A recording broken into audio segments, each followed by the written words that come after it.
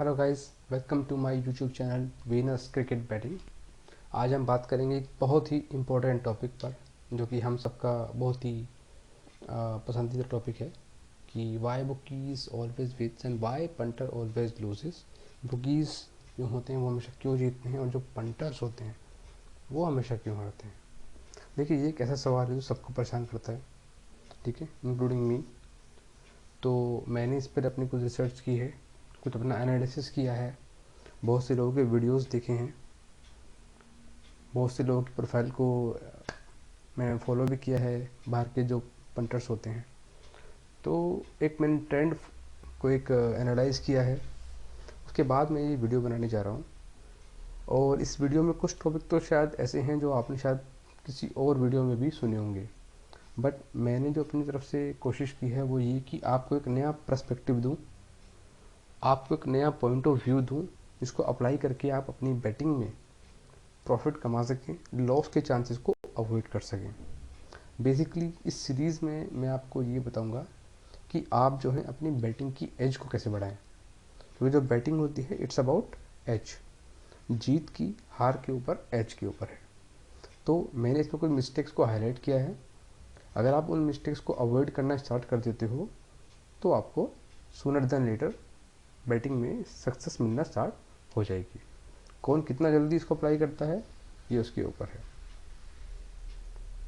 तो ये वीडियो थोड़ा सा लंबा हो सकता है, इसलिए मैं क्या करूँगा कि इसमें जो पॉइंट्स हैं उनको मैं एक सेपरेट वीडियो में डालता जाऊँगा। आपसे रिक्वेस्ट करूँगा कि आप इस वीडियो के बाद जो मैं टाइमलाइन में वीडियो पोस्ट करूँगा उनको सबको देखें, वीडियो को एंड तक देखें, ताकि आपको कुछ अच्छे से समझ में आए। पॉइंट कोई भी यूजलेस नहीं है, I bet on that. So let's start. देखिए, पॉइंट नंबर 1 क्या है, हु आर बुकीज़। बुकीज़ कौन है? आप लोग समझते हैं कि बुकीज़ जो है वो जो आपकी गली में बैठा है वो आपका है बंदा जिससे आपको दिक्कत है, जिससे दुश्मन ही है आपको, जबकि ऐसा कुछ नहीं है। बुकीज़ तो अपना बिजनेस कर रहा है, वो आप ही की तरह है। आप भी तो बुकी बन सकते हो, मैं भी बुकी बन सकता हूँ, बुकी तो कोई भी बन सकता है। प्रॉब्लम हमें आती है इस पार्ट से, जो है नेक्सस सिंडिकेट माफिया कबाब। जो ये लाइन है ना, आपकी असली टक्कर इससे है, इसीलिए जो पंटर्स हैं वो इनसे नहीं जीत पाते। बुकीज़ का क्या है, आप अपने किसी भी गली मोहल्ले के बुकी को पकड़ो, या आप किसी भी शहर के बड़े से बड़े बुकी को पकड़ो, उसको बोल के भाई तू मुझे 1 महीना खिलाएगा और तू मुझे भाव सेशन अपने आप से देगा। यानी कि तू किसी भी डब्बे का, लाइन मार्केट का या एक्सचेंज आईडी का यूज़ नहीं करेगा। आप उससे 1 महीने खेलोगे ना, आप उसको 1 महीने में खाली कर दोगे। आपको जान के ये बात हैरानी होगी कि बेट प्लेस करना ज़्यादा आसान है बजाय बेट्स ऑफ़र करने के।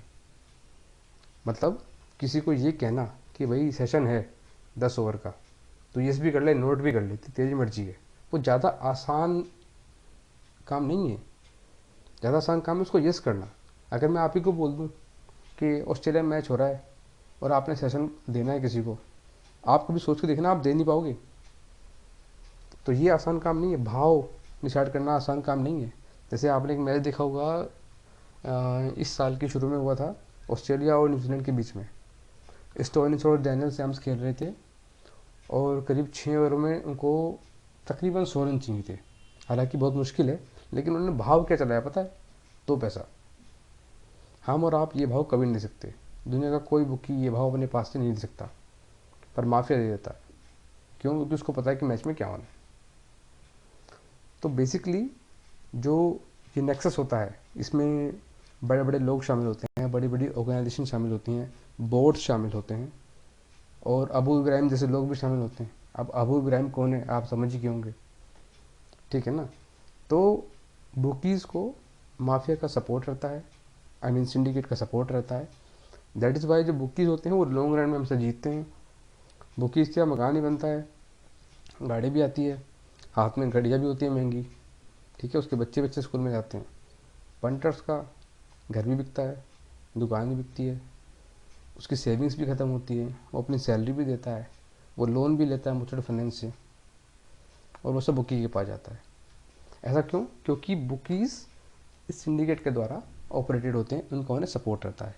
देखिए बुकीज़ जो है ना, आपके और जो बाहर लोग बैठे हैं सिंडिकेट के बीच में बैठी एक चैन है। तो बुकीज़ को ज़िंदा रखना उनके लिए बहुत ज़रूरी चीज़ है। अभी देखिए क्या है कि लंदन में बैठे जो सिंडिकेट में बैठे हैं लोग, दुबई में बैठे हैं, पाकिस्तान में, कराची में, मुंबई में, ये लोग आपके घर पे तो आएंगे नहीं, घंटे बजाएंगे ट्रिंग ट्रिंग, लाओ पैसा दे दो हमको, आप दे दोगे उनको, नहीं ना, इंडिया में बेटिंग लीगल नहीं है। तो अभी उन्होंने क्या कर रखा है, उन्होंने बुकीज़ बिठा रखे हैं। आप बुकीज़ को पैसे देते हो, यानी कि आप बेट प्लेस करते हो, बुकीज़ जो है अपना मार्जिन निकाल के बेट को ऊपर पास कर देता है, ठीक है। वो बेट अल्टीमेटली पहुंच जाती है ऊपर तक, सिंडिकेट तक, माफिया तक। तो इस तरीके से पैसा जो है नीचे से ऊपर पहुंच रहा है। तो अब आप समझ गए होंगे कि बुकीज़ का जिंदा रहना क्यों जरूरी है। अगर बुकीज़ हार जाएंगे, बुकीज़ ख़त्म हो जाएंगे, बुकीज़ के पास पैसा नहीं रहेगा, तो उनके पास पैसा नहीं पहुंचेगा ऊपर तक। तो आप इस चीज़ को बहुत समझिए। देखिए सिर्फ क्रिकेट को समझना ज़रूरी नहीं है, सिर्फ बैटिंग को समझना ज़रूरी नहीं है, ये भी समझना ज़रूरी है कि आपकी जो लड़ाई है वो किससे है, ठीक है। मैं आगे की वीडियो में और भी रीजंस को हाईलाइट करूँगा कि पंटर्स क्यों नहीं जीतते। मैं रिक्वेस्ट करूँगा कि आप मेरे चैनल को लाइक शेयर सब्सक्राइब कीजिए, अपने फ्रेंड्स के साथ शेयर कीजिए प्लीज़, और अपने कुछ कमेंट भी दीजिएगा यूज़फुल, गाली या ताली दोनों चलेगा। थैंक। अब देखिए बात करते हैं हमारा जो रीज़न नंबर 2 है। रीज़न नंबर 2 है they have inside information knowledge. जो बुकीज़ होते हैं, और बुकीज़ से मेरा मतलब आप समझ गए होंगे मैं किसकी बात कर रहा हूँ। यहाँ पे आप बैटफेयर को कंसिडर कर सकते हैं, ठीक है। तो जो बैटफेयर है उनके पास देखिए इनसाइड इन्फॉर्मेशन होती है, उनको जो पिच होती है उसकी एक डीप नॉलेज होती है। उनको पता होता है प्लेयर्स के थ्रू या अंपायर्स के थ्रू या पिच क्यूरेटर के थ्रू कि भाई इस पिच पर एक्चुअल में क्या हो सकता है। ये इन्फॉर्मेशन हमको पता नहीं होती है।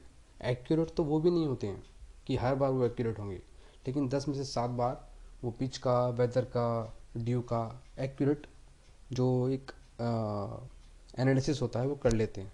उसी हिसाब से वो लोग ऑड्स सेट करते हैं और वो लोग उसमें क्या आप कह सकते हैं कि विन कर जाते हैं। आपने कई बार देखा होगा कि आपको इक्वेशन ऐसा मिलेगा कि 60 बॉल पे 70 रन चाहिए, ठीक है, और वो लोग भाव रखेंगे उस पर 40 पैसा। हालांकि ऑपोजिशन टीम के पास 8 विकेट हाथ में है, फिर भी वो 40 पैसा भाव चला रहे हैं। इसका मतलब क्या है, इसका मतलब ये है कि उनको पता है कि ये पिच टैकी है और इसमें कुछ भी हो सकता है। अब लोग क्या करते हैं वहाँ पर, वो सोचते 60-70 है यार, ये तो बन ही जाएगा, वो फटाफट से टीम के ऊपर जंप करते हैं, पैसा लगा देते हैं उसके ऊपर। इवन दो दे वोन, मान लीजिए उन्होंने जीत लिया, मैच नहीं उड़ा, ठीक है, बट उनको वहाँ पे चांसेस रहते हैं कि वो जो ओड्स है वहाँ पे जंप कर जाएंगे। वो 40 पैसा भाव है वो 80 पैसा चला जाएगा। वहाँ पे वो आदमी पैनिक करता है, अपना सौदा काटता है लॉस से, उनको वहाँ पे एडवांटेज है। तो इस तरह की चीज़ें होती हैं। अब मान लीजिए कई बार आपको मिलेगा कि 60 पे 70 ही चाहिए और विकेट हो चुके हैं 5, फिर भी वो भाव चला रहे हैं 15 पैसा। तो उस पिच पे मान के चलिए कि उनको अच्छे से पता है कि यहाँ पर कुछ ज़्यादा चांसेस नहीं है, ये टीम अभी भी थ्रू कर जाएगी यहाँ पर।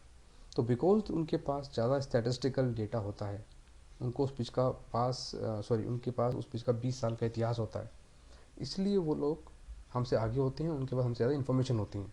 हम लोग काम करते हैं as a punter, as a human, हमारे इमोशन उसमें इन्वॉल्व होते हैं। हम अपने दिल पे बैटिंग करते हैं कि नहीं अब तो ये होगा, पोलार्ड है तो मार ही देगा, या धोनी है तो मार ही देगा। लेकिन उनके पास वो कभी इमोशनल बैटिंग नहीं करते, वो स्टैटिस्टिक्स के बेस पे ओवर्स को सेट करते हैं। अब उसके बाद उनको लॉस और प्रॉफिट हो वो एक अलग बात है। तो ये हुआ आपका रीज़न नंबर 2।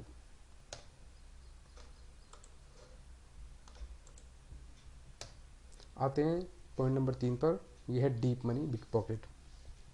ये जो लाइन है ना बेटिंग की, इसमें अगर किसी ने सर्वाइव करना है तो उसके लिए ये एक बहुत ही इंपॉर्टेंट एस्पेक्ट होता है, डीप मनी बिग पॉकेट होना।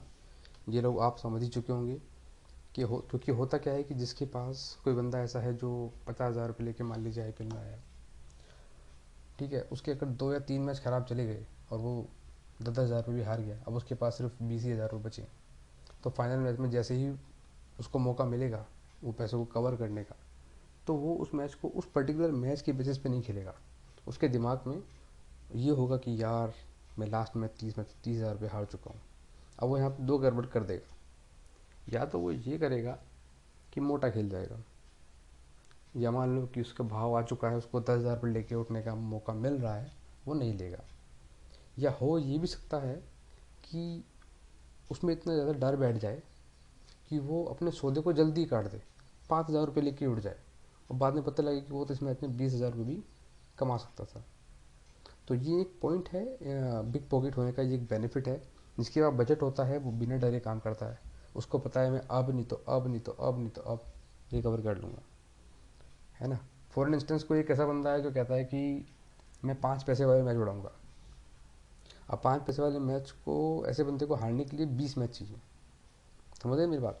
मान लीजिए कोई 5 पैसे में एक पेटी खाता है, तो 19 बार तक हारेगा तो उसके 95,000 रुपये खर्च हो जाएंगे। पर अगर 20वीं बार में उसका दांव लग गया तो वो रिकवर कर जाएगा। तो ये बेनिफिट होता है डीप मनी का, बिग पॉकेट का। ये उनको बुकियों का हमेशा एडवांटेज रहता है। अभी जैसा आईपीएल के आपने देखा है कि इसमें बहुत सारे स्टेट मैचेस हुए, लाइन से 12-13 मैच स्टेट मैच हो गए। तो एक नॉर्मल लिमिट वाला पंटर वो तो ख़त्म हो गया वो उसमें। तो ये पॉइंट नंबर 3 था।